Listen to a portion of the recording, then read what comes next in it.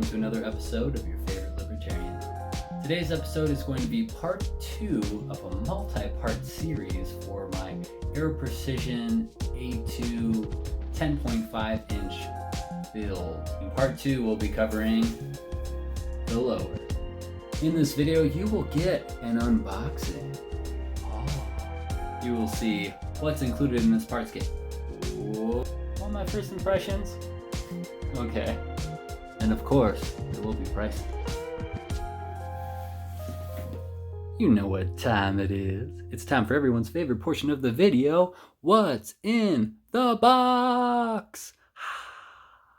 Now, let us unbox. Oh, psych.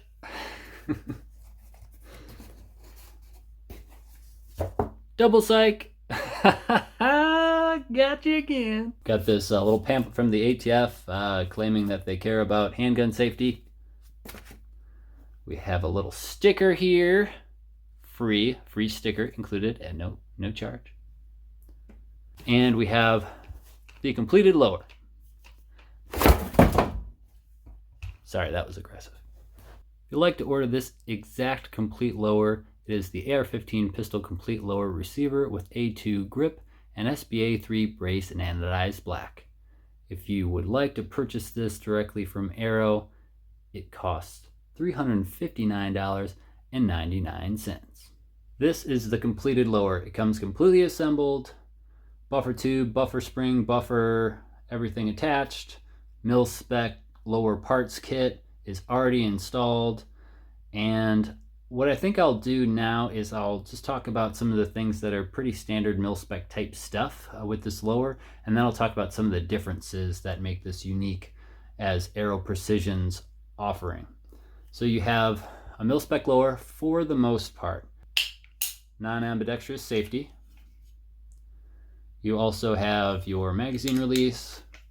You have your bolt catch, bolt release. You have a super gritty mil-spec trigger.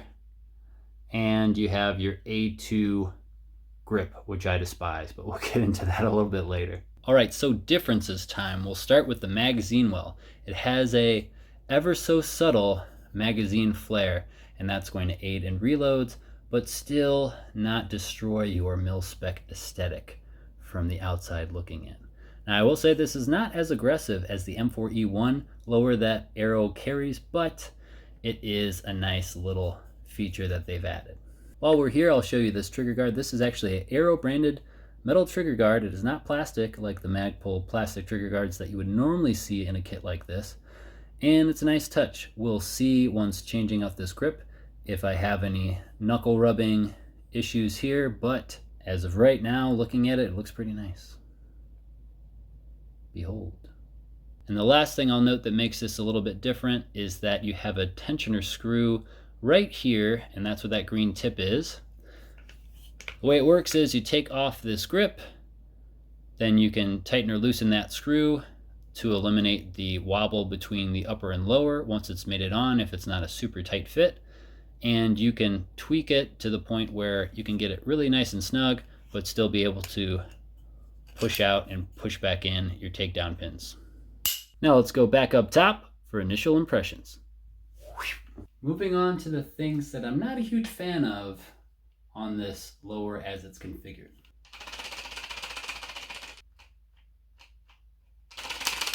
This brace is super loose, and I know I'm already going to get the comments that say, well, the SBA3 brace, it's not a super tight fit on buffer tubes to begin with.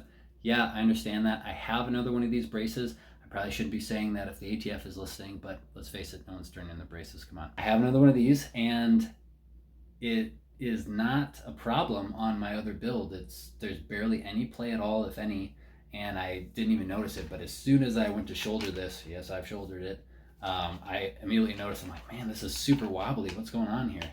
And in case you're wondering why that would be a problem, well, you go to shoulder something and you're trying to line up sights, or you're trying to line up an optic or red dot or sight something in, it's not great that it has all this movement when you're just trying to hold it still. So that's the reason why that's not good. Here's a close-up of how loose this is.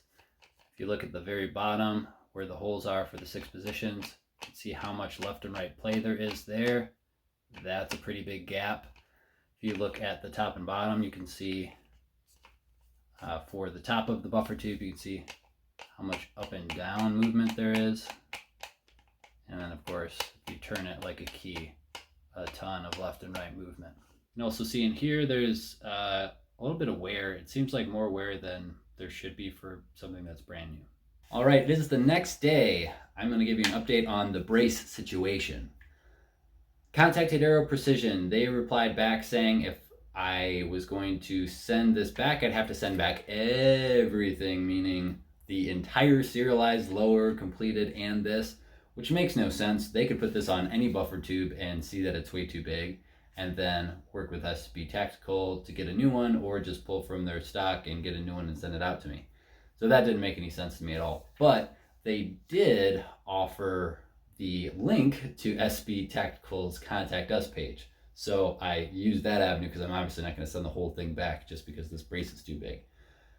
Contacted SB Tactical, got a reply the same day, and they said we 100% stand behind our products, verified my address, verified what color I wanted, and are sending me a brand new SBA3, which is phenomenal customer service. Not only that, but they also are not requiring me to send this back, saying you can use it for parts on the new one that we're sending you, or you can use it on another build, but there's no way that we can fix it if it's too big. Just keep it. So absolutely nothing as far as what I have to do, what I have to send back is required of me, and they're taking care of all the shipping. They're sending it out. Phenomenal customer service by SB Tactical.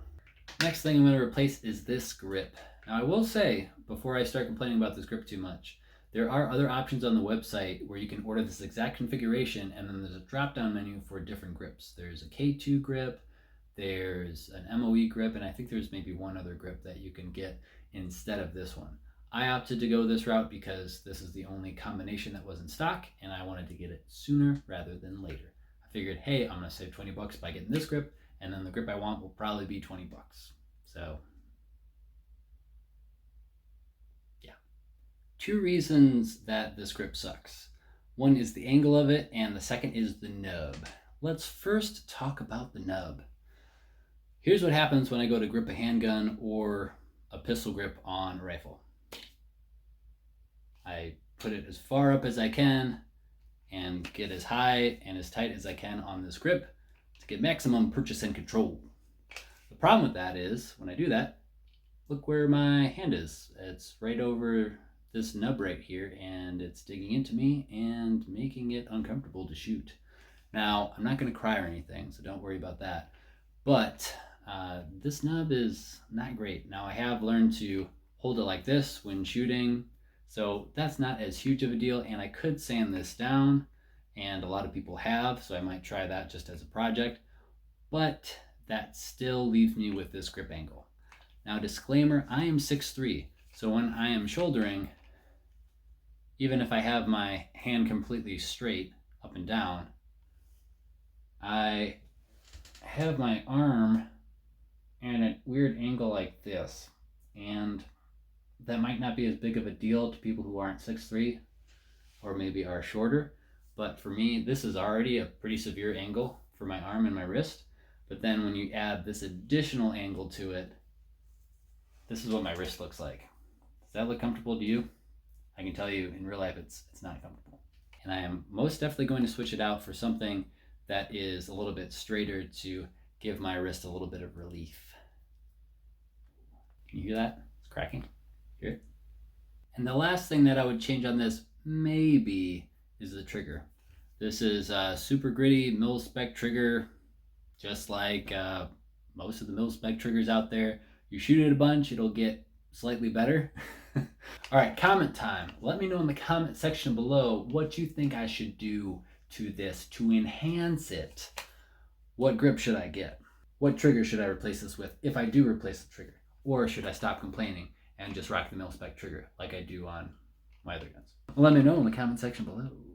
Well, that's going to do it for me and the completed lower from Aero Precision. If you have any questions, again, leave them in the comments section below. If you liked this video and found it informative, I'd appreciate you sharing it with 1 million of your closest friends, liking it, and what are some other YouTube things to say? Subscribing. It'd be great if you could subscribe. I'd really appreciate that. That helps a lot. If you want to get notified of new videos as they come out on this build series or otherwise, be sure to click that notification bell. If you like what I'm doing here and would like to support the channel monetarily, you can do that by clicking the Patreon link in the description below. Be sure to stay tuned for part 3 of this exciting build series. Thanks for watching. Stay free.